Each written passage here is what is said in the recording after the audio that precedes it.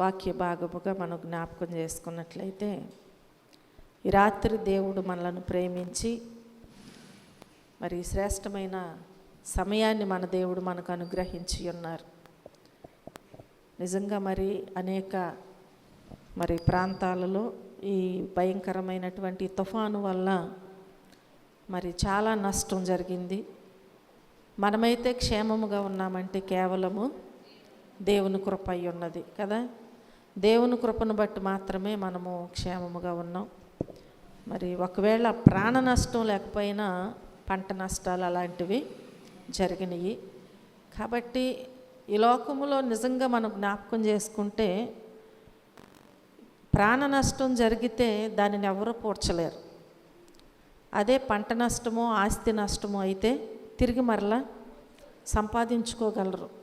దేవుడిచ్చిన ఆయుష్తో ఆరోగ్యంతో కష్టపడి మరలా సంపాదించుకోవచ్చు. కానీ ప్రాణ నష్టం జరిగితే, దేవుణ్ణి తెలుసుకోకుండా చనిపోతే ఒకవేళ చాలా బాధాకరమైనటువంటిది అనమాట. దానిని ఎవరు కూడా తిరిగి మరలా అలాంటి విషయాలలో వారిని మరలా తిరిగి ఎవరు రప్పించలేరు. కనుక ఈ భయంకరమైనటువంటి విషయాలు మనం చూస్తున్నాము.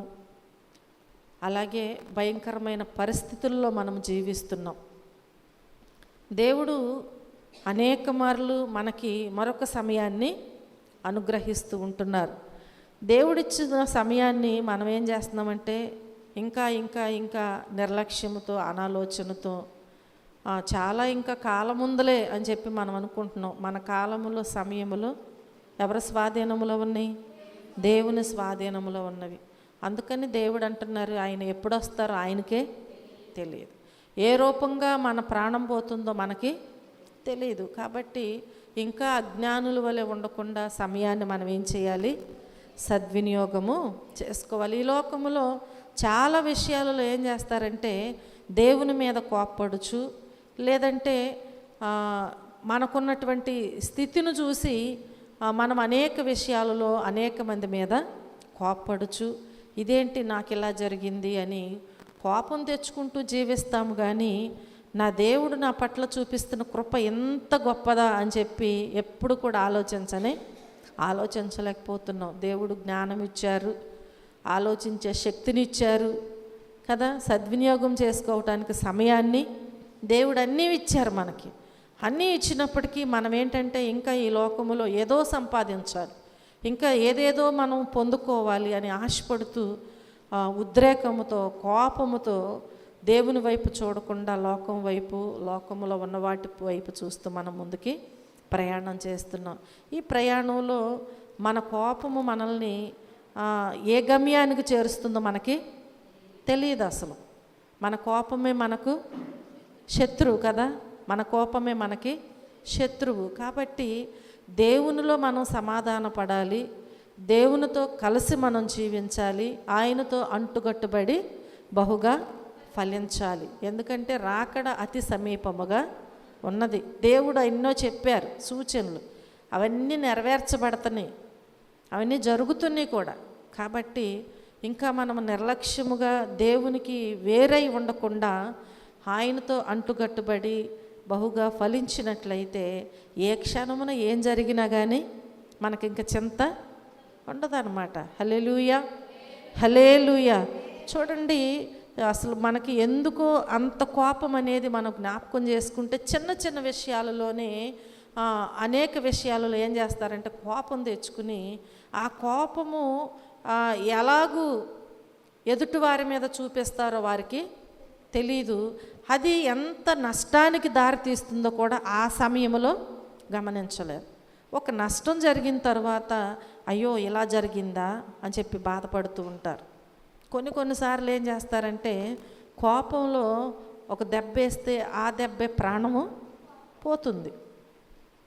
నేను ఎలా జరుగుద్దని అనుకోలేదు, కోపం వచ్చి ఒక దెబ్బ వేసానంతే, చనిపోయింది నా భార్య లేకపోతే నా పిల్లలు, ఎలా అని బాధపడుతూ ఉంటారు. ఎంత బాధపడినా తిరిగి మరల మనం దానిని పోడ్చలేం.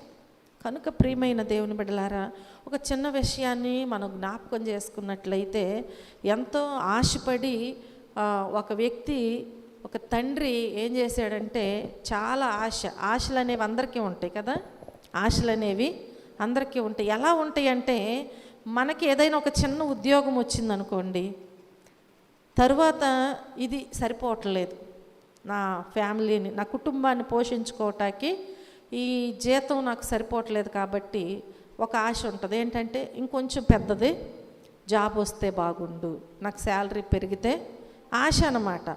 ఒక చిన్న గృహం కట్టుకున్నాం, పిల్లలు పెరిగి పెద్దవారు అయ్యారు, ఇప్పుడు ఒక ఆశ ఉంటుంది, దీనిని మరలా కొంచెం పెద్దగా చేసుకోవాలి కదా.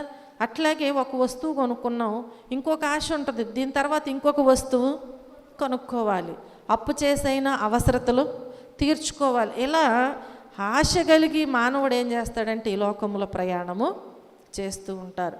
అట్లాగే ఒక తండ్రి చాలా ఆశపడ్డాడంట, నేను ఒక కారు కొనుక్కోవాలి అని. ఏం కొనుక్కోవాలని? ఒక కారు నేను ఏ విధంగానైనా కొనుక్కోవాలని చెప్పి ఆశపడ్డాడు. ఇప్పుడు ఒక కారు కొనుక్కోవాలంటే దాన్ని ఏం చేస్తారు? అప్పు తీసుకుని కొనుక్కుంటారు కదా, నెల నెల ఏం చేస్తారు? దానికి కట్టుకుంటూ ఉంటారు. అట్లాగే ఆ తండ్రి కూడా ఏం చేశాడంటే, అప్పు చేసి కోరుకున్నటువంటి కారుని సొంతం చేసుకున్నాడు, కొనుక్కున్నాడు అనమాట. ఆ తండ్రికి ఒక్కగానొక కుమారుడు ఉన్నాడంట, ఒక్కగానొక్క కుమారుడు ఉన్నాడంట. కొనుక్కుని దాన్ని చాలా, ఆ కారుని జాగ్రత్తగా చూసుకుంటున్నారు. నిజంగా చాలా విషయాలలో ఒక వస్తువు కొన్నప్పుడు క్రొత్తలో ఏం చేస్తారంటే, ఎప్పటికప్పుడే తుడుస్తా, కడుగుతా, దాన్ని శుభ్రం చేసుకుంటా, నీట్గా ఉంచుతారు. ఒక సంవత్సరం అయిపోయిన తర్వాత ఏం చేస్తారు? దాన్ని అసలు పట్టించుకోరు, పాడైపోతుంది, దాన్ని కడుక్కోవచ్చు కంటే ఎక్కడ ఖాళీ ఉంది, ఇట్లా అంటారు. నిజంగా చాలా విషయాలలో మనం ఏం చేస్తామంటే, కొత్తలో చాలా దానికి ఏ మాత్రం కూడా చిన్నది గీత కూడా పడకూడదు, దానికి ఎప్పుడు కూడా నీట్గా ఉండాలి, మట్టి అంటకూడదు కదా. ఎప్పటికప్పుడు బయటికి వెళ్ళి వస్తే తుడుచుకోవటం, కడుక్కోవటం ఎలా చేస్తూ ఉంటారు. అతను కూడానంట దాన్ని జాగ్రత్తగా చూసుకుంటూ ఉన్నాడంట, కారుని జాగ్రత్తగా చూసుకుంటూ ఉన్నాడు. ఆ తండ్రి అంట ఒకరోజు ఆ కారుని కడుగుతున్నాడంట. ఏం చేస్తున్నాడు? కారును కడుగుతున్నాడండి. కారును కడుగుతుంటే పిల్లలు నిజంగా తండ్రి ఏదన్నా పని చేసేటప్పుడు పిల్లలు అక్కడికి వెళ్ళి వాళ్ళు కూడా చేయాలనుకుంటారు. ఈ పిల్లోడు కూడా ఏం చేశాడంటే, ఆ కుమారుడికి 5 ఏళ్ల వయసు అన్నమాట. ఎంత వయసు? 5 సంవత్సరాల వయసు. ఈ 5 ఏళ్ల కుమారుడు ఏం చేశాడంటే, తండ్రితో పాటు ఆ కారును కడుగుతూ ఉన్న సమయంలో తను కూడా అక్కడికి వెళ్ళి ఆ కారుని తుడుస్తూ ఏం చేస్తున్నాడంటే, ఒక చిన్న రాయి తీసుకొని దాని మీద గీస్తున్నాడంట. ఒక ప్రక్క తండ్రి కడుగుతున్నాడు, మరొక ప్రక్క కుమారుడు అక్కడ ఆడుకుంటున్నాడులే అనుకుంటాడు, నాతో పాటు తుడుస్తున్నాడు కదా అనుకుంటాడు. చూస్తే ఏమైందంటే, ఒక చిన్న రాయి తీసుకుని దాని మీద ఏవో రాస్తూ ఉన్నాడంట. అయ్యయ్యో, కారుని ఎలాగూ పాడు చేసేస్తున్నాడు, అయ్యో కారుని గీతలు గీస్తున్నాడు అని చెప్పి చూసినటువంటి తండ్రి అంట ఆ కారుకి గీతలు గీస్తుండగానే పట్టరానంత కోపము కుమారుడి మీద వచ్చిందంట. ఎందుకని? కారు కావాలని ఆశపడ్డాడు, అప్పు చేసి కోరుకున్న కారును కొనుక్కున్నాడు, దాన్ని జాగ్రత్తగా చూసుకుంటున్నాడు. ఇప్పుడు కుమారుడు ఏం చేశాడు? గీతలు గీస్తుంటే ఇప్పుడు తండ్రి చూసి పట్టరానంత కోపంతో తన చేతిలోనంట ఆ పక్కన ఒక రాడ్డు ఉందంట, ఇనప రాడ్డు. వెంటనే ఆ రాడ్డు తీసుకుని ఆ గీస్తానే ఉన్నాడంట, ఆ చేతి మీద గట్టిగా బలమైన దెబ్బ వేసాడంట. ఆ కోపంలో వేయగానే ఆ చేతి 4 వేళ్ళు కూడా అట్లా కట్ అయిపోయినాయి అంట. వెంటనే కుమారుడు అల్లాడిపోతూ ఏడుస్తున్నాడంట. డాడీ డాడీ అని చెప్పి ఏడుస్తున్నటువంటి కుమారుడిని ఇప్పుడు అంత బాధలో ఉన్న కుమారుడిని చూడగానే కోపం ఏమైపోద్ది? పోతుంది కదా. అయ్యో, ఇంత పని అయింది ఏంటి? భయము. వెంటనే కుమారుడిని హాస్పిటల్కి ఆ కారులో తీసుకెళ్ళాడంట. హాస్పిటల్కి తీసుకుని వెళ్ళగానే ఆ పిల్లోడి చేతి మీద బలంగా కొట్టాడు కాబట్టి ఆ 4 వేళ్ళు తెగిపోయి రక్తం కారుతున్నాయి. హాస్పిటల్కి తీసుకుని వెళ్ళాడు. డాక్టర్లు చూసి వారు ఎంత ప్రయత్నించినా కానీ ఆ వేళ్ళు మరలా సెట్ అవ్వవని చెప్పారంట. ఎప్పుడైతే డాక్టర్లు ఆ విషయం చెప్పారో ఇప్పుడు తండ్రికి ఎలా ఉంటుందండి? ఆ ఒక్కసారి ఆ కోపాన్ని తగ్గించుకుంటే ఇంతటి మరి ఇబ్బంది అనేది వచ్చేది కానీ కాదు. చూడండి, స్కనిక వేషం మీద అంటారు కదా, ఆ ఆవేశంలో ఏం చేశాడంటే తన కుమారుడిని బలమైన దెబ్బ కొట్టాడు. ఇప్పుడు కుమారుడు వేళ్ళు ఏమాత్రం సెట్ అవ్వని చెప్పారు డాక్టర్లు. చెప్పినప్పుడంట తండ్రి ఏం చేయాలో తెలియక ఏడుస్తూ కుమారుడి దగ్గరకు వచ్చి కూర్చున్నాడంట. కట్లు కట్టారు. ఇప్పుడు కుమారుడు తండ్రిని అడుగుతున్నాడంట. ఏమని అడుగుతున్నాడు అని మనం జ్ఞాపకం చేసుకుంటే ఆ తెగిపోయినటువంటి ఏళ్ళు గురించి అంట. ఇప్పుడు కుమారుడు వచ్చి తండ్రిని అంటున్నాడంట, డాడీ నా వేళ్ళు ఎప్పటిలాగా ఎంత టయానికి వస్తాయి అడుగుతున్నాడంట. ఎప్పటిలాగా నా వేళ్ళు ఎప్పటికి వస్తాయి డాడీ? అదెంత బాధ చూడండి అసలు.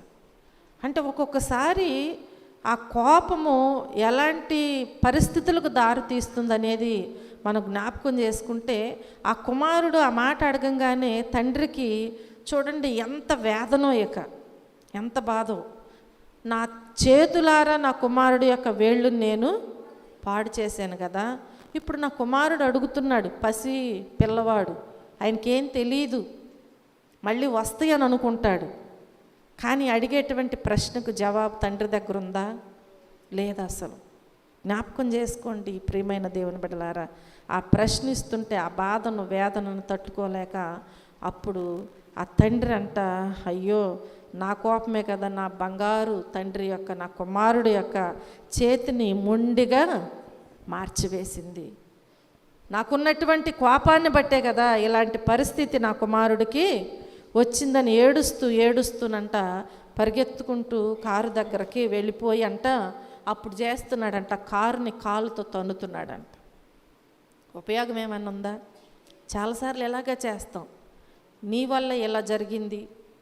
పిల్లలకి ఏదైనా చేయకూడనటువంటిది జరిగినప్పుడు, జరగకూడనటువంటిది భార్యాభర్త లాంటి తల్లిదండ్రులు ఒకళ్ళ మీద ఒకరు నెట్టుకుంటూ ఉంటారు, నీ వల్లే అని చెప్పి. చూడండి ప్రియమైన దేవుని బిడ్డలారా, ఇప్పుడు వెళ్ళి ఆ కారుని కాలుతో తన్నుతూ నీ వల్లే నా కుమారుడు యొక్క వేళ్ళు కట్ అయిపోయినాయి కదా అని చెప్పి ఆ కోపం అంతా ఇప్పుడు దేని మీద చూపిస్తున్నాడు? కారుకి ఏమన్నా ప్రాణం ఉందా? కారుకి ఏమైనా జ్ఞానం ఉందా? కారుకు మాటలు వస్తాయా? ఇవన్నీ ఎవరికి పెట్టాడు దేవుడు? మనిషికి పెట్టాడు. ఈ మనిషి దేవుడిచ్చినవన్నీ కూడా తీసుకుని ఏం చేస్తున్నాడంటే ఒక మూర్ఖుడు లాగా తన కోపము చేత ఏది చేస్తున్నాడో కూడా తనకు తెలియనటువంటి పరిస్థితుల్లో ఈ మానవుడు ఉంటున్నాడు. ప్రియమైన దేవుని బిడ్డలారా, అలా తన్నుతూ ఆ కుమారుడు రాసినటువంటి గీతల దగ్గరికి వెళ్ళి వీటి వల్లే కదా నా కుమారుడు నేను ఎలాగ పాడు చేశానని చెప్పి చూస్తే దాని మీదంట కుమారుడు ఒక రాత రాశాడంట. చిన్న రాయితో ఏమని రాశాడు అంటే, ఆ కోపంతో వెళ్ళి చూడగానే ఆ కనుదృష్టి ఆ గీత మీద పడగానే చూస్తే ఆ తండ్రికి చాలా బాధ వేసిందంట. ఏమని రాశాడంటే, డాడీ నువ్వంటే నాకు చాలా ఇష్టమని రాశాడంట. హల్లెలూయా. ఏమని రాశాడు? డాడీ నువ్వంటే నాకు చాలా ఇష్టం. చూసారా, తన ప్రేమను చూడకోకుండా అక్కడ ఉన్నటువంటి ఆ పరిస్థితిని గీతలు గీస్తున్నాడేమో అని చెప్పి ఏం చేశాడు? కుమారుడిని గాయపరిచి ఉన్నాడు. ప్రియమైన దేవుని బిడ్డలారా, అక్కడ అలా వ్రాసి ఉందంట. అది చూడగానే అయ్యో నా ముద్దుల కొడుకు నన్ను ఎంతో ప్రేమించి డాడీ నువ్వంటే నాకు చాలా ఇష్టమని వ్రాస్తే, నేనేమో కోపముతో ఆవేశంతో కారిపోయి ఉన్నటువంటి ఇష్టముతో నా కుమారుడు యొక్క ప్రేమను నేను అర్థము చేసుకోలేకపోయానే, బాధపడుతున్నాడంట. ఆ తండ్రి ఏం చేస్తున్నాడు? ఇప్పుడు బాధపడుచు ఉంటున్నాడంట. తనను తాను చంపుకునే విధముగా చేసుకోవాలి అన్నంత కోపము తనలోకి వచ్చేస్తుందంట. ఎందుకనంటే తెగినటువంటి వేళ్ళు మరలా తిరిగి రావు. జరిగిన నష్టం పోడ్చలేరు ఎవరు. దేని వలన ఎంత నష్టం జరుగుతుంది అంటే నీ కోపం వల్లే. నీ కోపము చేత నీకు నష్టం జరుగుతుంది. అదే ఒకవేళ నువ్వు నిదానించి చూసినట్లయితే ఆ కోపము నీ కుటుంబంలోకి నీ జీవితంలోకి రాదు. ప్రియమైన దేవుని బిడ్డలారా, వాక్యములో ఉంది. మనకు జ్ఞాపకం చేసుకుంటే యాకోబు పత్రికలో దేవుని వాక్యాన్ని మనం చూసినట్లయితే అక్కడ వ్రాయబడద్దు కదా. యాకోబు పత్రిక 1వ అధ్యాయము 20వ వచనంలో మనం చూస్తే, ఎందుకనగా నరుని కోపము దేవుని నీతిని నెరవేర్చదు. ఏంటంట? ఏమి నెరవేర్చదంట? నరుని యొక్క కోపము ఏమి నెరవేర్చదు? దేవుని యొక్క నీతిని నెరవేర్చదంట. కాబట్టి నీకు ఆ కోపము మంచిది కాదు. నీ కోపం వల్ల నీవు నష్టపోతున్నావు. తిరిగి దేవుని నీతిని కూడా నువ్వు ఎన్నడూ నెరవేర్చలేవు. జ్ఞాపకం చేసుకో.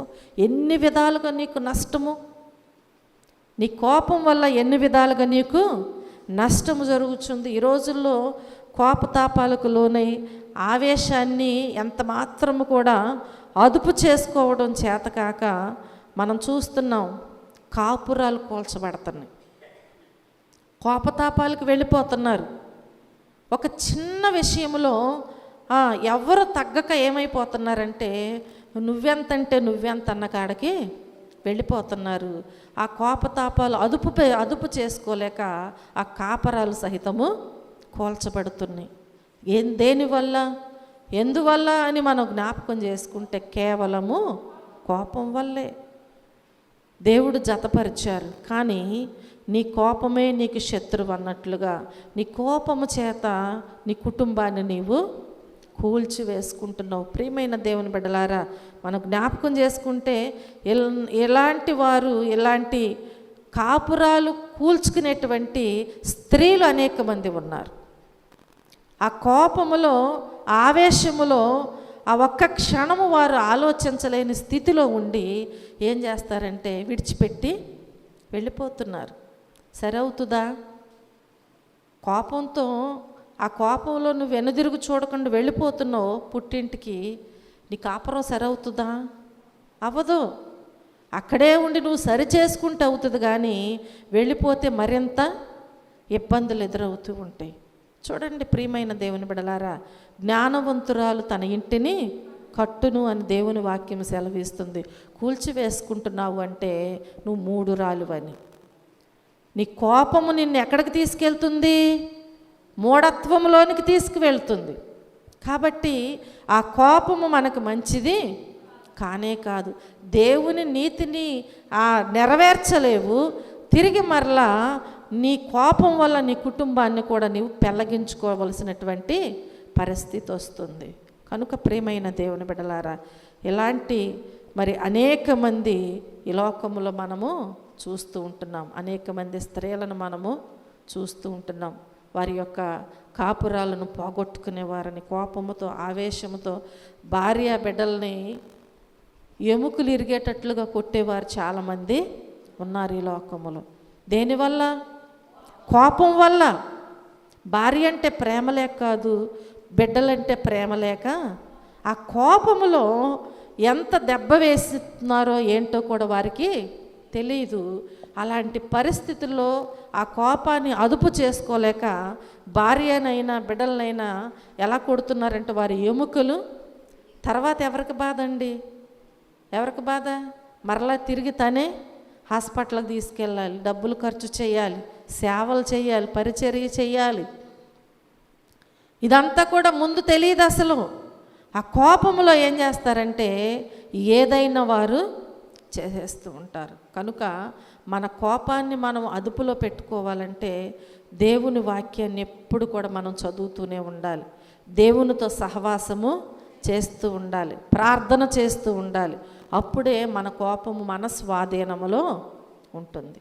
అలా కాకుండా మనము దేవునికి వేరుగా జీవించినట్లయితే మన కోపం వల్ల మన కుటుంబానికి ఎంతో నష్టము జరుగుతుందని ఈరోజు ప్రభు పేరిట నేను మీ అందరికీ మనవి చేస్తున్నాను.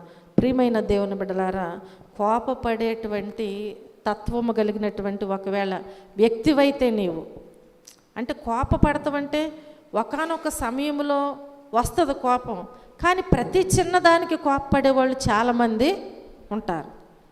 పని చేసినా కానీ బాగోలేదను కదా, ఏది చేసినా కానీ, ఎలా ఉన్నా కానీ, మాట్లాడినా కూర్చున్నా ప్రతి దానికి కూడా ఇంట్లో ఎప్పుడు కూడా సమాధానం లేకుండా, ఐక్యత లేకుండా, భార్యాభర్తలైనా, తల్లిదండ్రులైనా, బిడ్డల మీదైనా, వారి మీదైనా, వీరి మీదైనా, స్నేహితులు ఎప్పుడు కూడా ఏం చేస్తారంటే కోప్పడుతూనే ఉంటారు. అది మంచిది కాదు. అది నీకు శత్రువైపోతుంది. నీ కోపమే నీకు శత్రువు అవుతుంది. కాబట్టి ఇలాంటి కోపపడే తత్వము కలిగినటువంటి వ్యక్తివైతే, త్వరగా ఆవేశపడేటువంటి తత్వము కలిగి నీవు ఉన్నట్లయితే నిన్ను నీవు దేవుని దగ్గర పరిశీలన చేసుకోవాలి. నిన్ను నీవు ఏం చేయాలంటే దేవుని దగ్గర సరి చేసుకోవాలి. అసలు ఈ కోపం ఎందుకు వస్తుంది నాకు? ఈ కోపాన్ని నేను ఎందుకు పోగొట్టుకోలేకపోతున్నాను? ముందు కోపపడుతున్నావు, తర్వాత బాధపడుతున్నావు. దానివల్ల ఉపయోగము లేదు. బిడ్డలు సరైన మార్గంలో లేరు. కోపపడితే వస్తారంటే రారు. ఏం చేయాలి? సమాధానంతో వారిని నీవు నీ దగ్గరకు చేర్చుకోవాలి, సరి చేసుకోవాలి, మంచిగా చెప్పుకోవాలి. అంతేకాని ప్రతి దానికి కోపడుతూ ఉంటే మీ ఇద్దరి మధ్యలో ఎప్పటికీ సమాధానం అనేది, ఐక్యత అనేది ఏర్పడదు. నువ్వు కోరుకున్న జీవితం వారికి రాదు. అసలు వారి మనసులో ఉంటుంది, అయ్యో ఎప్పుడు మా నాన్న లేక మా అమ్మ నన్ను కోపడుతూనే ఉంటారు. నేను మారినా, నేను మంచిగా ఉన్నా, మాట విన్నా కానీ వారు నా మీద కోపడుతున్నారు. ఆ మనసు రాకుండా ఉండాలి అంటే, వారిలో అది దృఢంగా పదిలమైపోకుండా ఉండాలి అంటే మొదట నిన్ను నీవు సరి చేసుకోవాలి. నీ కోపాన్ని నీవు సరి చేసుకోవాలి. అప్పుడు నీవు నీ పిల్లలనైనా, నీ భర్తనైనా, నీ భార్యనైనా, నీ తల్లిదండ్రులనైనా నీవేం చేస్తావంటే ఆలోచించి దగ్గరికి తీసుకోగలుగుతావు. కోపములో ఎంత దూరం అయిపోతున్నారో, కోపములో ఎన్ని ప్రాణాలు నష్టపోతున్నాయో మనం ఆలోచన చేస్తే భయంకరమైన పరిస్థితులు. ఆ కనికావేశములో ఒక్కసారి ఎనదిరుగు చూడనటువంటి పరిస్థితులు ఏర్పడినప్పుడు ఆత్మహత్యలు జరుగుతున్నాయి. ఒక్కసారి ఆలోచిస్తే జరుగుతాయి అంటే జరగవు. ఆ కోపం అలాంటిది.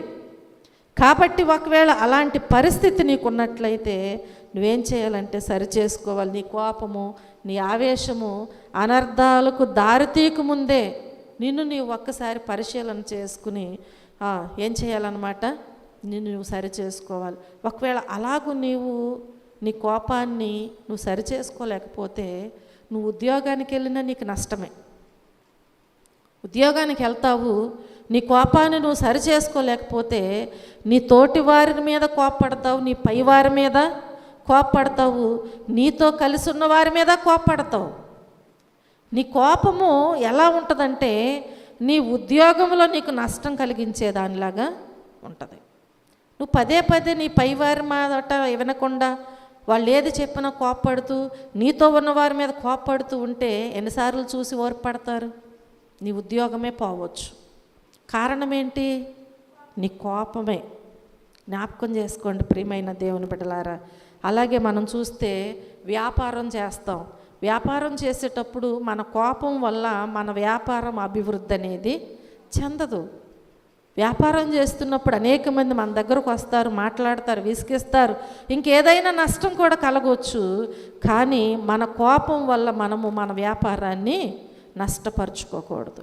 ఒకవేళ కోపం ఉంటే నీ వ్యాపారంలో నీకు నష్టమే కానీ లాభం అనేది ఉండదు. కోపపడితే రెండోసారి ఎవరన్నా వస్తారా? రారన్నమాట. కాబట్టి ప్రియమైన దేవుని బిడ్డలారా, నీ కోపము నీ ఉద్యోగానికి అనర్థమే, నీ వ్యాపారానికి కూడా అనర్థమే అని చెప్పి నువ్వు జ్ఞాపకం చేసుకోవాలి. అంతేకాదు నీ సంతానానికి అనర్థమే అది. ఒక తల్లిగా, తండ్రిగా కోపపడుతూ నీ పిల్లల మీద నీవు ఉంటే అది కూడా ఎలాంటి పరిస్థితికి దారితీస్తుంది ఎవరికి తెలియదు. నువ్వు ఊహించవు. అసలు నువ్వు కోపంలో ఉంటావు అంతే. నీ కోపాన్ని బట్టి నీ పిల్లలు ఎలాంటి నిర్ణయం తీసేసుకుంటున్నారో కూడా నీకు తర్వాత ఏడుస్తావు. దానివలన ప్రయోజనం ఉంటుందా? ఉండదు. నీ మాట వింటలేదు, కానీ నువ్వు దగ్గర కూర్చోపెట్టుకుని వారి లైఫ్ అంతా నువ్వు వాళ్ళకి తెలియచేయి. ఒకసారి, రెండుసార్లు, 10 సార్లు అయినా సరే మనం ఏం చేయాలి? వారికి ఒక మంచి భవిష్యత్తుని ఇవ్వాలి. కాబట్టి కోప్పడుకోకుండా వారిని ఒక మంచి మార్గంలోకి నడిపించాలి. ఆ శక్తి, ఆ జ్ఞానము దేవుడు ఎవరికి ఇచ్చారు? మనుషులకు ఇచ్చారు. అవి మనం మన కోపం వల్ల పాడు చేసుకుని కుటుంబాలను సహితం ఏం చేస్తున్నాం? పతనంలోకి తెచ్చుకుని ఏడుస్తూ బాధపడుచు ఉంటున్నాం. ప్రియమైన దేవుని బిడ్డలారా, మనం జ్ఞాపకం చేసుకున్నట్లయితే మన ఆవేశము, మన కోపము మన పిల్లలకి తీరని నష్టము, మన తరువాత మన ఇంటికి తీరనటువంటి నష్టం కలుగుతుంది. మనం ఇక దానిని అసలు పూడ్చలేం. ఇలా మనం చూస్తున్నాం లోకములో, మన తోటి వారిలోనే, మన మధ్యలోనే ఎంతోమంది నష్టపోయారు. తీరని నష్టం. వాళ్ళ బాధలు చూస్తాం. తర్వాత ఎంత ఏడ్చినా ఆ ఒక్క క్షణం నేను అనకుండా ఉంటే బాగుండేదేమో అని మనం బ్రతికినంత కాలం అనుకున్నా కానీ దానివలన ప్రయోజనము లేదు. ఎంత పశ్చాత్తాపడినా చేయి దాటిపోయిన తర్వాత ప్రయోజనము ఉండదు. కాబట్టి దేవుడు సెలవిస్తున్నాడు కదా, నీకున్నటువంటి కోపాన్ని బట్టి నీవు దేవుని నీతిని నెరవేర్చలేవు అంటున్నాడు. మనం దేవుని నీతిని నెరవేర్చాలి అంటే మనం ఏం చేయాలి? ఆయన మాదిరిలో ముందుకు సాగాలి. ఆయన మాదిరి, నిన్ను వలె నీ పొరుగు వారిని ప్రేమించమన్నాడు కానీ కోపపడమని చెప్పలేదు. నీ తల్లిదండ్రులను సన్మానించమన్నాడు. చాలా విషయాలలో మనకు దేవుడు మంచిగా బోధించాడు. ఇశ్రాయేలు ప్రజలతో ఎందుకు చెప్పారు? నీ పిల్లలకి నువ్వు నడిచినా, కూర్చున్నా, పండుకున్నా, పాలిస్తున్నా, ఏ పని చేస్తున్నా నీ ముందు జరిగినటువంటి పరిస్థితి అంతా వారికి తెలియచేయమని ఎందుకు చెప్పారంటే వాళ్ళు వింటారు. అయ్యో, ఇలాంటి పరిస్థితుల్లో నుంచి ఇలాంటి పరిస్థితుల్లోకి మేము వచ్చామా, మా దేవుడు మాకెంత సహాయము చేశాడని తెలుసుకుని దేవుని కొనియాడతారు అని. అంటే మనం కూడా దేవుని విషయంలోనైనా, ఈ లోకములో మన కుటుంబ విషయంలోనైనా కోపము మాని పిల్లలకి ఏం చేయాలి? సమస్తము ప్రేమతో సమాధానముగా వారికి తెలియచేసేవారముగా ఉండాలి. అప్పుడే మన ఇంటికి క్షేమము, మనకు కూడా క్షేమము. హల్లెలూయా, హల్లెలూయా. అలాగూ కాకుండా ఒకవేళ కోప్పడుతూ మనం ఉన్నట్లయితే ఆ ఇంట్లో ఎంత కష్టపడినా, ఎన్ని విధాలుగా అన్ని తెచ్చి ఇంట్లో పెట్టుకున్నా సమాధానం ఉండదు, ఐక్యత ఉండదు. ఏమైనా సంతోషం ఉంటుందా? అన్నీ ఉన్నాయి, తినటానికి, ఉండటానికి, కట్టుకోవటానికి అన్నీ ఉన్నాయి, కానీ సమాధానం లేదు. దానివలన ప్రయోజనం ఏమన్నా ఉందా అంటే ఏమీ లేదు. మనం ఈరోజు కష్టపడి సంపాదించుకుని ఆహారం వండుకుని అదే ఐక్యతతో సమాధానంగా ఉండి నలుగురు అక్కడ కూర్చుని సర్దుకుని ఎంతెంత వచ్చినా, కొంచెం వచ్చినా, కడుపు నిండా లేకపోయినా తింటే అక్కడ చాలా సంతోషము, ఆనందం ఉంటుంది. కలిసి తింటారు, కలిసి మాట్లాడుకుంటారు, కలిసి పండుకుంటారు, లేచి మరలా కలిసి పనులు చేసుకుంటారు. ఇది దేవుడు కోరుకునేటువంటి పరిస్థితి. కనుక దేవుని పిల్లలైనటువంటి మనము ప్రతిదీ కూడా ఆలోచించే శక్తిని దేవుడు మనకు ఇచ్చారు. కాబట్టి అన్ని విషయాలలో కష్టం వచ్చినా, బాధ వచ్చినా, అప్పులున్నా, తినటానికి లేకపోయినా ప్రతి విషయంలో మనం ఏం చేయాలంటే కోప్పడటానికి వీల్లేదు. ఈరోజు నీ భర్త నీకు ఒకవేళ కూరక తేకపోవచ్చు, రేపు ఉన్నప్పుడు నీకు అన్నీ మంచిగా, కానీ అన్ని విషయాలలో నీవు కోపం తెచ్చుకోకుండా నువ్వు సర్దుకుంటూ ఉంటేనే నీ కోపం వల్ల నీకు జరిగే నష్టము, నీ సమాధానం వల్ల వచ్చే ఆశీర్వాదము తేడా నీవు చూస్తూ ఉంటావు. కనుక ప్రియమైన దేవుని బిడ్డలారా, ఈ రాత్రికాల సమయంలో దేవుని వాక్యములో మనం జ్ఞాపకం చేసుకుంటే కీర్తనల గ్రంథము 37వ అధ్యాయములో మనం దేవుని వాక్యాన్ని చూస్తే 37వ అధ్యాయము 8వ వచనములో చూస్తే కోపము మానుము, ఆగ్రహము విడిచిపెట్టుము అని దేవుని వాక్యం సెలవిస్తుంది. ఏంటంట, ఏం మానాలంట మనము? కోపము మానుము, ఆగ్రహము విడిచిపెట్టుము, వ్యసన పడకము, అది కీడుకే కారణము. అర్థమవుతుందిగా? మన కోపము మనం ఏం చేయాలంట? మానివేయాలంట. కోపం మానాలి. వస్తుంది, పరిస్థితిని బట్టి పట్టలేనంత కోపం వస్తుంది. కానీ ఒక్క క్షణము మనము దేవుణ్ణి జ్ఞాపకం చేసుకోవాలి, వాక్యాన్ని జ్ఞాపకం చేసుకోవాలి. మనం చేసే తప్పులు, మనం చేసే అతిక్రమాలు, పాపాలను బట్టి దేవుని కోపం రాదా? మనం దేవుని మాట అంత శ్రద్ధగా వింటున్నామా? మరి ఆయన కూడా మనలాగా కోపపడినట్లయితే ఈ భూమి మీద మనం జీవించగలమా? జీవించలేము. ఆయన ఎందుకు మరి ఆ రీతిగా మన మీద జాలి చూపిస్తున్నారు? కోపాన్ని తగ్గించుకుని మన విషయంలో అంత జాలి, అంత ప్రేమ, అంత కనికరము ఎందుకు చూపిస్తున్నారు కదా? ఎందుకు అంటే మనం నశించిపోతాం. ఆయన కోపం మనమే చూపిస్తే ఈ భూమి మీద ఆయన కోరుకున్న లైఫ్ మనం పొందుకోలేము. ఆయన చిత్తమేంటి? మనం బహుగా ఫలించాలని. మనం ఫలించాలంటే మన దేవుడు మనల్ని ప్రేమించి ఆయన మార్గములోకి నడిపించాలని ఆయన చిత్తము. కనుక ఈరోజు ఒకవేళ నీ కోపం ఉంటే నీ పిల్లల మీదైనా, నీ భర్త మీదైనా, నీ భార్య మీదైనా, నీ కుటుంబం మీద, అన్నదమ్ములు, అక్క చెల్లెళ్ళు కదా, స్నేహితులు, బంధువులు, సేవకుల మీద, సంఘం మీద, ఎవరి మీదైనా నీ కోపం ఉంటే ఆ కోపాన్ని ఇప్పుడు మనం ఏం చేయాలంట? మానుకోవాలంట. కోపం ఏం చేయాలి? మానుకోవాలి. దేవుని వాక్యం మనకి స్పష్టంగా తెలియజేస్తుంది. కోపం మానుము, ఆగ్రహము విడిచిపెట్టుము. ఆగ్రహములో కుమార్తె ఎవరినో ప్రేమించి పెళ్లి చేసుకుందని చెప్పి వెళ్ళి చంపేస్తున్నారు. అది కోపము, ఆగ్రహము. నా కులము కాదు, నా మతం కాదు, నాతో సరిపోయిన వారు కాదు అని వెళ్ళి చంపేస్తున్నారు. ఆ కోపము, ఆగ్రహములో తన కుమార్తె యొక్క లైఫ్కు ఎంతటి తీరని నష్టము కలిగిస్తున్నారు వారికి తెలియట్లా. తర్వాత ఏమవుతుంది? వాళ్ళు కూడా ఆత్మహత్య చేసుకున్న వారు ఉన్నారు. ఒక తండ్రి చేసుకున్నాడు. తర్వాత దానివల్ల ప్రయోజనం ఏమన్నా ఉందా? ఏమీ లేదు. అది దేవుడు కోరుకున్న జీవితమా అంటే కాదు. కనుక ప్రియమైన దేవుని బిడ్డలారా, తల్లిదండ్రులు ప్రేమించి అన్నీ నీకు మంచి భవిష్యత్తు ఇవ్వాలని చెప్పి నీకు ఒక మంచి మార్గంలో నడిపించాలని వారు నీ కోసం కష్టపడి త్యాగం చేసి తినకపోయినా నిన్ను పోషిస్తూ పెద్దవారిని చేసి మీరు మంచిగా ఉంటుంటే చూసి ఆనందించాలని కోరుకుని మీకు ఒక మంచి భవిష్యత్తు ఇవ్వటానికి మిమ్మల్ని ఒకవేళ అనేక మార్లు గద్దిస్తూ ఉండొచ్చు.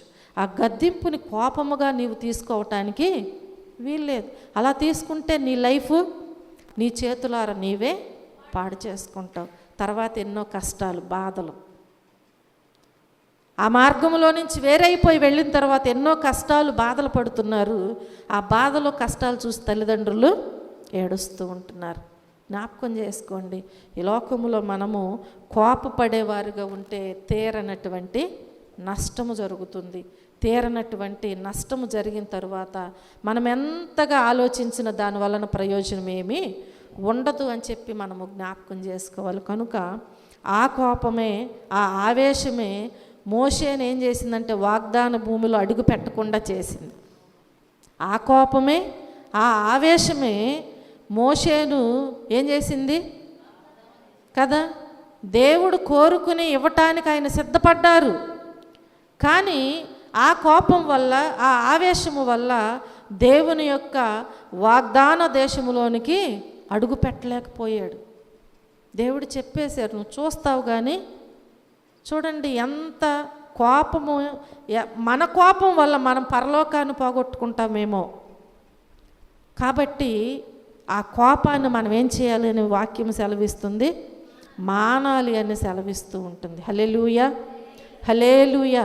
చూడండి, సంఖ్యాకాండములో దేవుని వాక్యాన్ని మనం చూస్తే సంఖ్యాకాండము 20వ అధ్యాయములో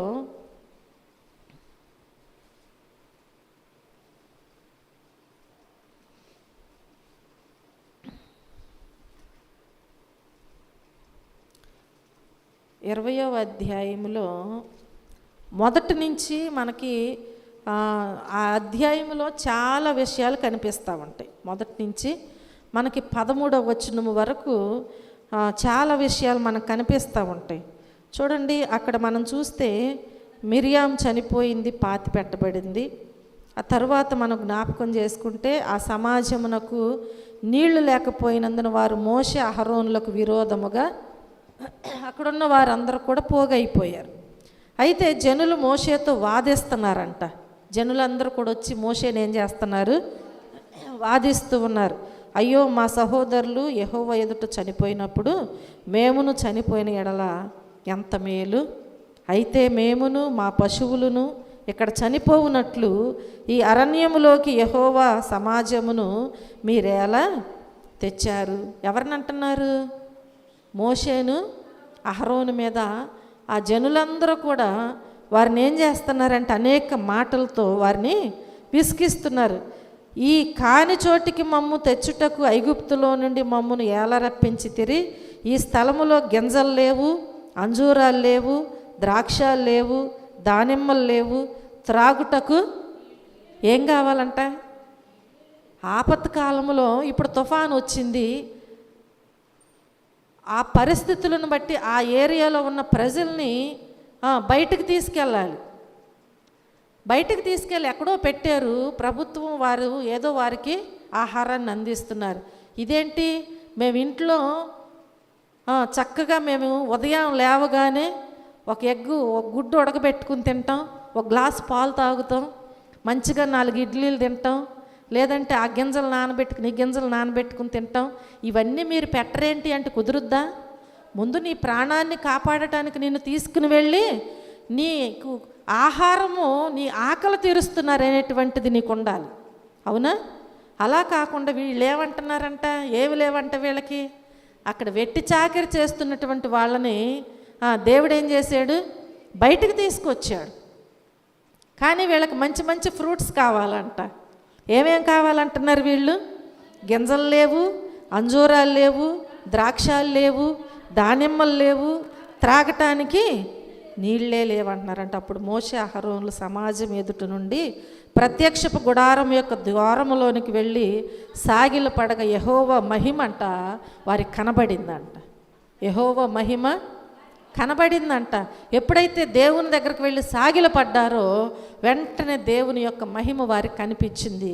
అంతటా యెహోవా మోషేకు ఎలాగూ దేవుడు మాట్లాడుచున్నాడు మోషేతో. దేవుడేమన్నా ఒకవేళ నీకు ఆపదొచ్చినప్పుడు నీవు దేవుణ్ణి పిలవగానే పలకపోతే నీకు బాధ. అవునా? ఎప్పుడైతే వెళ్ళి సాగిల పడ్డారో వెంటనే దేవుడు మాట్లాడుచున్నారు. నీవు నీ కర్రను తీసుకుని నీవును నీ సహోదరుడైన అహరోనును ఈ సమాజమును పోగు చేసి వారి కన్నుల ఎదుట ఆ బండతో మాట్లాడుము, అది నీళ్ళు ఇచ్చును అని చెప్పాడంట దేవుడు. ఏం చెప్పాడు దేవుడు? ఏం చెప్పాడు? బండతో నీవు మాట్లాడు అని చెప్పాడు దేవుడు. ఇప్పుడు మోషే అహరోనులు కోపములో ఉన్నారు. ఎందుకని? ఈ ప్రజల్ని బయటకు తీసుకురావటానికి అక్కడ ఎన్నో ప్రయాసలు పడ్డాం, ఎన్నో బాధలు పడ్డాం, నిద్రలేని రాత్రులు గడిపాం, ఆహారం లేనటువంటి దినాలు చూసాం మేము. వారితో ఎదిరించి పోరాడి వారిని బయటకు తీసుకొస్తూ మార్గంలో ఎన్నో బాధలు పడుచు వస్తే గింజలు లేవు, దానిమ్మలు లేవు, ద్రాక్షాలు లేవు, అంజూరాలు లేవని, నీళ్ళే లేవని చెప్పి మమ్మల్ని ఈ రీతిగా ఇబ్బందులు పెట్టుచున్నారే అని చెప్పి కోపముతో ఆగ్రహముతో ఉన్నారు వీళ్ళు. దేవుడు చెప్పిన మాట వీళ్ళు సరిగ్గా వినలేదేమో. అవునా? కోపంగా ఉన్నప్పుడు మంచి మాట చెప్పిన వారి మనసుకి బుర్రకి తట్టదు, అసలు తట్టదు. మంచి మాట చెప్పినా కానీ వారి మనసంతా కోపంతో నింపబడి ఆ మాట మీదే ఉన్నారు కాబట్టి ఒక మంచి మాట వారికి వెళ్ళదు. చూడండి, ఇక్కడ కూడా వారు ఏం చేశారంటే దేవుడు ఆ బండతో మాట్లాడమని ఆ ప్రజలందరి ముందు మీరు మాట్లాడండి, తప్పకుండా నీళ్లు వస్తాయి అక్కడి నుంచి అని చెప్తే వీళ్ళు ఏం చేశారంటే నీవు వారి కొరకు నీళ్లను బండలో నుండి రప్పించి సమాజమునకును వారి పశువులకు త్రాగటానికి ఇమ్ము అంటున్నారంట. యెహోవా అతని ఆజ్ఞాపించినట్లు మోషే ఆయన సన్నిధి నుండి ఆ కర్రను తీసుకుని వెళ్ళాడంట. ఆ తరువాత మోషే అహరోనులు ఆ బండ ఎదుట సమాజమును పోగు చేశారు. అతడు వారితో ఏమంటున్నాడంటే ద్రోహులారా వినుడి అంటున్నాడు. దేవుడు చెప్పాడా? నువ్వు తీర్పు తీర్చొద్దు అంటున్నాడు దేవుడు. అవునా? నువ్వు తీర్పు తీర్చడానికి నువ్వెవరివి, నాకే అధికారం లేదంటున్నాడు దేవుడు కదా. ద్రోహులైతే దేవుడే తీర్పు తీరుస్తాడు, మాట వినని వారైతే దేవుడే చూసుకుంటారు. ఇక్కడ జ్ఞాపకం చేసుకుంటే సమాజమును అక్కడికి పోగు చేయండి, వారి కన్నుల ఎదుట ఒక అద్భుతం జరుగుద్దని దేవుడు చెప్తే పోగు చేసి వారిని ఎలా పిలుస్తున్నారు అంటే, ఎలా పిలుస్తున్నారు? ద్రోహులారా అని చెప్పి పిలుస్తున్నారంట. పిలిచి, వినండి, మేము ఈ బండలో నుండి మీ కొరకు నీళ్లు రప్పింపవలెనా అన్నారంట. దేవుడు ఇస్తానంటే వీళ్ళేమంటున్నారు? ద్రోహులారా వినండి, మీకోసం ఈ బండలో నుండి నీళ్లు రప్పింపవలెనా. చూసారా ప్రియమైన దేవుని బిడ్డలారా, అంటే అది వారి మీద ప్రేమ లేకో మరొకటి కాదు. ఎందుకు ఇలా అన్నారు అంటే కోపం, ఆగ్రహం. ఇంతగా మేము త్యాగం చేసి, ఇంత శ్రమపడి, వారి నిమిత్తం మేము ఎంత ప్రయాసపడి ఇలాగూ చేస్తే మమ్మల్ని ఎందుకు ఇలా మాటి మాటికి విసిగిస్తున్నారు అని చెప్పి వారిలో ఉన్నటువంటి కోపము, ఆగ్రహాన్ని బట్టి వారు ఏం చేస్తున్నారు అంటే వారిని పోగు చేసి, వినండి ద్రోహులారా అని చెప్పి బండలో నుండి మీకోసం మేము నీళ్లు రప్పించాలా అన్నారు. అప్పుడు మోషే తన చెయ్యి ఎత్తి 2 మారులు తన కర్రతో ఆ బండను కొట్టగా నీళ్లు సమృద్ధిగా ప్రవహించెను. సమాజమును పశువులను దేవుడు ఇస్తానన్న నీళ్లు ఇవ్వకుండా మానలేదు, ఇచ్చారు. కానీ ఆ కోపములో వారేం తప్పు చేశారు? అర్థం కాల మీకు? బండతో మాట్లాడమన్నాడు దేవుడు, కానీ కర్ర తీసుకెళ్ళి కొట్టారంట బండని. తప్ప కాదా? దేని వలన చేశారండి? అప్పుడు దాకా దేవుడు చెప్పిందే చేసుకుంటూ వచ్చారు. అప్పుడు దాకా ఎంత శ్రమ వచ్చినా, ఎంత బాధ వచ్చినా, వారికి అపాయం మీదకు వచ్చినా కానీ దేవుడి దగ్గర అడగటము, దేవుడు చెప్పింది చేయటమే చేశారు. కానీ ఎప్పుడు కూడా దేవునికి వ్యతిరేకంగా మాట్లాడలేదు. కానీ ఈరోజు మనం చూస్తే బండతో మాట్లాడమని దేవుడు చెప్తే 2 మార్లు కర్రతో ఎందుకు కొట్టారంటే ఆ ప్రజల మీద ఉన్నటువంటి కోపము, ఆగ్రహము. అర్థమైందా? ఆ కోపము, ఆ ఆగ్రహము వల్ల దేవుడు కార్యమైతే ఆగలేదు, కానీ వాళ్ళు నష్టపోయారు. ఎంత శ్రమపడి దేవుని కొరకు వారికి వారు అర్పించుకుని దేవుని పని నమ్మకంగా చేసినప్పటికీ దేవుడిచ్చే వాగ్దాన దేశాన్ని వారు పోగొట్టుకున్నారు. పాపం చేశారా అంటే ఆజ్ఞను అతిక్రమించారు. ప్రియమైన దేవుని బిడ్డలారా, మనం జ్ఞాపకం చేసుకున్నట్లయితే అప్పుడు మోషే తన చెయ్యి ఎత్తి ఏం చేశాడనమాట? 2 మారులు తన కర్రతో ఆ బండను కొట్టగా నీళ్లు సమృద్ధిగా ప్రవహించిని, పశువులు సమాజం చక్కగా త్రాగారు. అప్పుడు యెహోవా మోషే అహరోనులతో, మీరు ఇశ్రాయేలీల కన్నుల ఎదుట నా పరిశుద్ధతను సన్మానించున్నట్లు నన్ను నమ్ముకొనకపోతిరి గనుక ఈ సమాజమును నేను వారికి ఇచ్చిన దేశములోనికి మీరు తోడుకొని పోరని చెప్పెను. వెంటనే దేవుడు వారికి ఇవ్వనన్నటువంటి ఆశీర్వాదాన్ని తీసివేసినటువంటిది వారు చూశారు. ఈ లోకంలో ఎన్ని మార్లో నీకు తెలియకుండానే దేవుని మీద నువ్వు కోపడతా ఉంటావు. నువ్వు అనుకున్నది జరగకపోయినా, నువ్వు కోరుకున్నది నీకు దొరకకపోయినా కదా, నువ్వు ప్రార్థించింది పొందకపోయినా ఎన్నో మార్లు నీకు తెలియకుండానే దేవుని మీద విసుక్కుంటూ, కోప్పడుతూ, దేవునికి దూరముగా ఉంటూ, ఎక్కడెక్కడికో వెళుతూ, ఎవరెవరినో ఆశ్రయిస్తూ, ఏదేదో చేస్తూ జీవిస్తూ ఉంటావు. ఆనాడు ఒక్కసారి వెంటనే వారు కోల్పోయినటువంటిది నీకు కూడా దేవుడు తీసేస్తానంటే నీ జీవితం ఏంటి అసలు కదా? నిన్ను ప్రేమించి ఇంకా దేవుడు తన దీర్ఘశాంతమును నీ మీద చూపిస్తూనే ఉంటున్నారు. హల్లెలూయా, హల్లెలూయా. కనుక ప్రియమైన దేవుని బిడ్డలారా, దేవుడు వెంటనే మోషేతో, అహరోనులతో మాట్లాడారు. ఇశ్రాయేలీల కన్నుల ఎదుట నా పరిశుద్ధతను సన్మానించినట్లు నన్ను నమ్ముకొనకపోతిరి.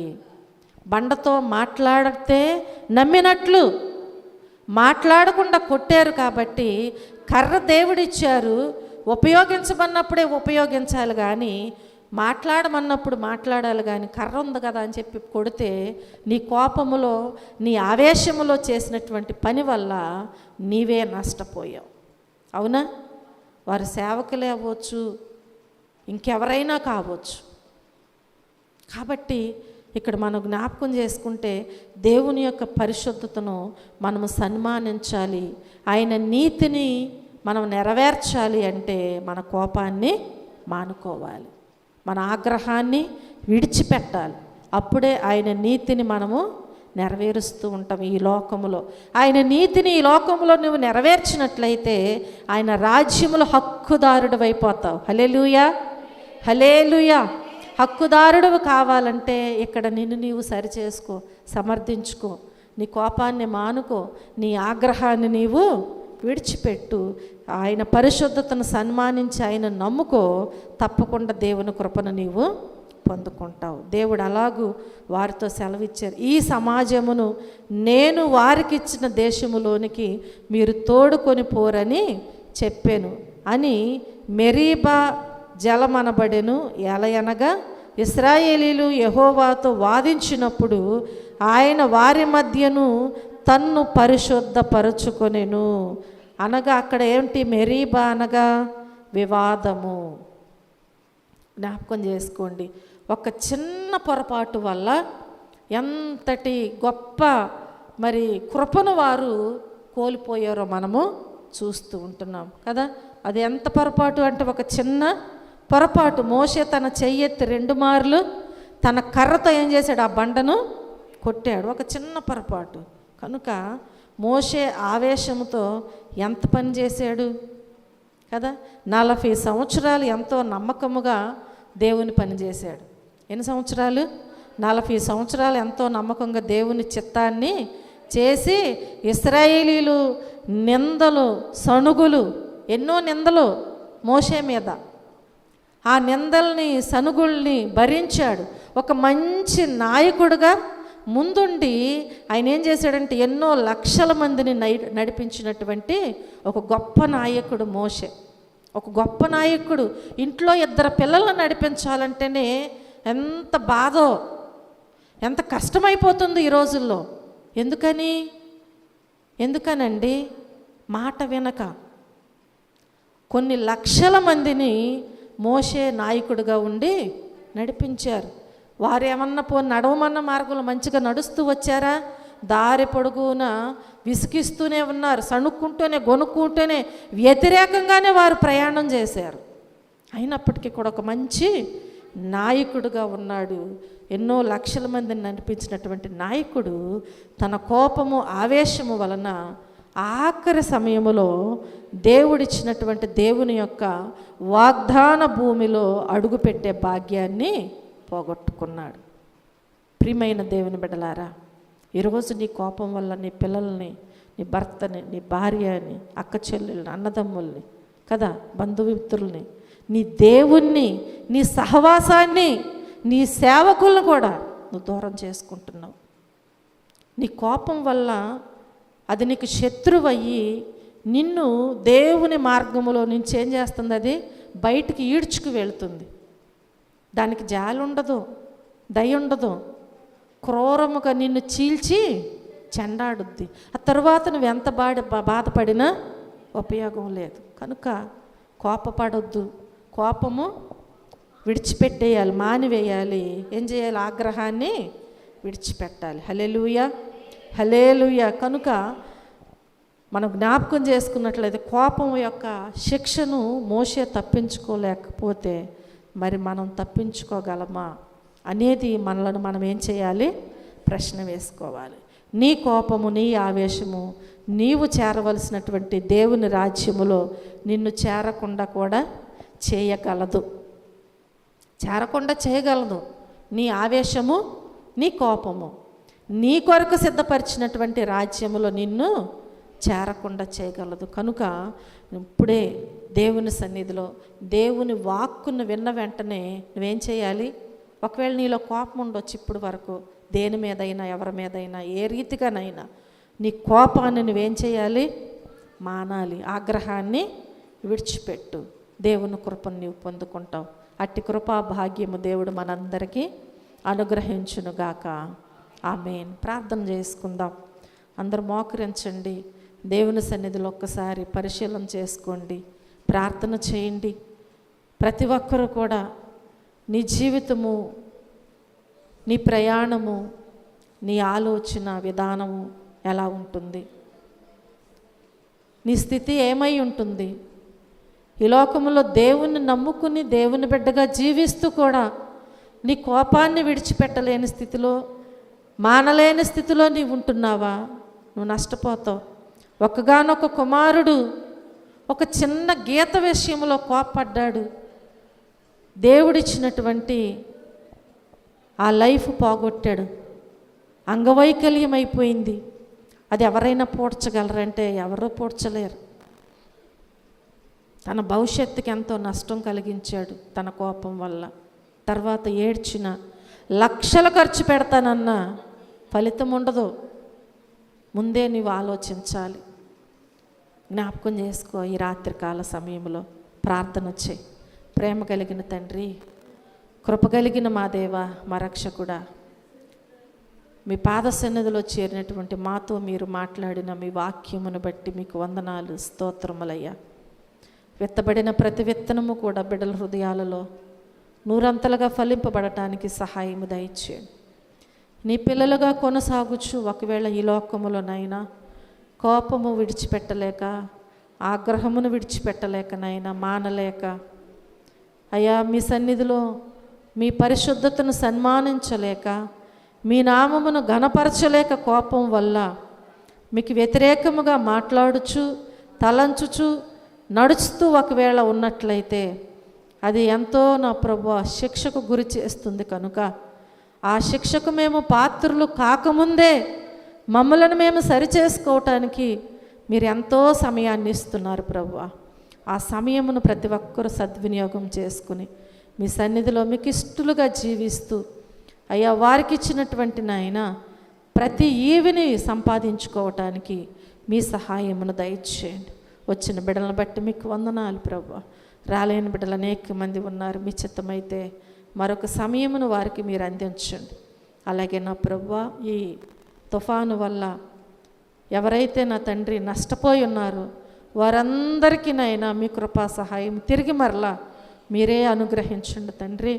అయ్యా గృహాలైనా, పంటలైనా, ఆస్తి అయినా, ప్రాణ నష్టపోయినా ప్రతి ఒక్కరిని మీరు ధైర్యపరిచి తోడుగా ఉండి నడిపించి వారికి మీ సహాయము దయచేయండి. అయ్యా దయగలిగిన దేవా, మీ కృపలో నా ప్రభువా ప్రతి ఒక్కరిని మీరు బలపరచమని అడుగుచున్నాను తండ్రి. మీకు వందనాలు అయ్యా. బలహీనులను బలపరచును నాయన. ఈ వాతావరణమును బట్టి అయ్యా చంటి పిల్లల్ని, గర్భిణీ స్త్రీలని, వృద్ధులని, బాలింతలను, బలహీనులను ప్రతి ఒక్కరిని మీరు జ్ఞాపకం చేసుకుని వారికి నాయన మీరు తోడుగా ఉండి మీ సహాయం అందించమని, ప్రతి కుటుంబంలో నాయన శాంతి, సమాధానము, నెమ్మది, ఐక్యతనిచ్చి బలపరిచి ముందుకు నడిపించి మీ రక్షణానుభవం ప్రతి ఒక్క బిడ్డకి మీరు అందించమని, మీరే మహిమ, ఘనత, ప్రభావములు పొందమని యేసుక్రీస్తు అతి శ్రేష్టమైన నామములో ఈ ప్రార్థనా మనవులు అడిగి వేడుకుని పొందుకొని ఉన్నాము మా పరమ తండ్రి. ఆమేన్.